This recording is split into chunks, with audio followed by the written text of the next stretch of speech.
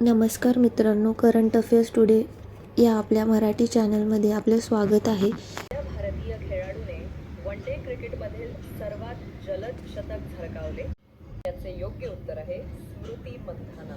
20 September 2025 रोजी दिल्ली येथे Australia विरुद्ध स्मृती मंधानाने फक्त 50 चेंडूत शतक झळकावले. याआधी विराट कोहलीचा विक्रम 55 चेंडूत होता. पुढील प्रश्न पाहूयात.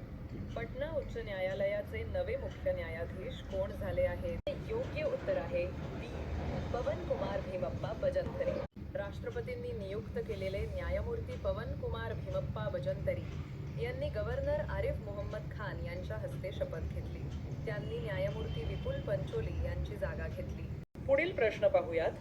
आत्मनिर्भर भारत उपक्रमाअंतर्गत पहिला भारतीय परदेशी संरक्षण उत्पादन प्रकल्प कोठे स्थापन झाला आहे? योग्य उत्तर आहे सी.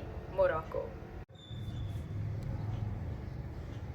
आपले संरक्षण मंत्री राजनाथ सिंग यांनी 2 दिवसांच्या मोरोक्को दौऱ्यावर भेट दिली.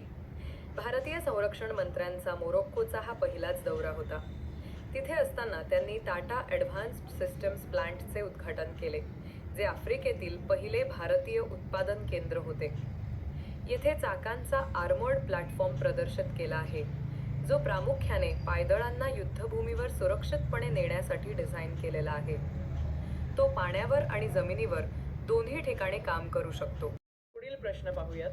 भारत ग्रीस यांचा पहिला द्विपक्षीय नौदल सराव कुठे पार पडला?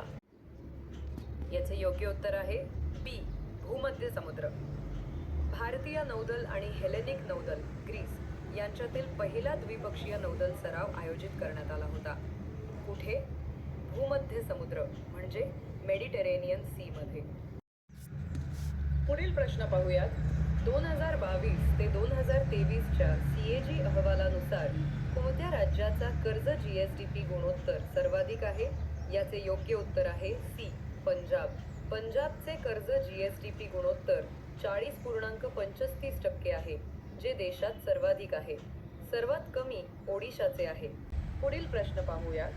आंतरराष्ट्रीय शांतता दिन कधी साजरा केला जातो?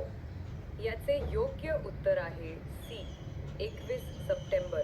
21 सप्टेंबर रोजी आंतरराष्ट्रीय शांतता दिन साजरा होतो.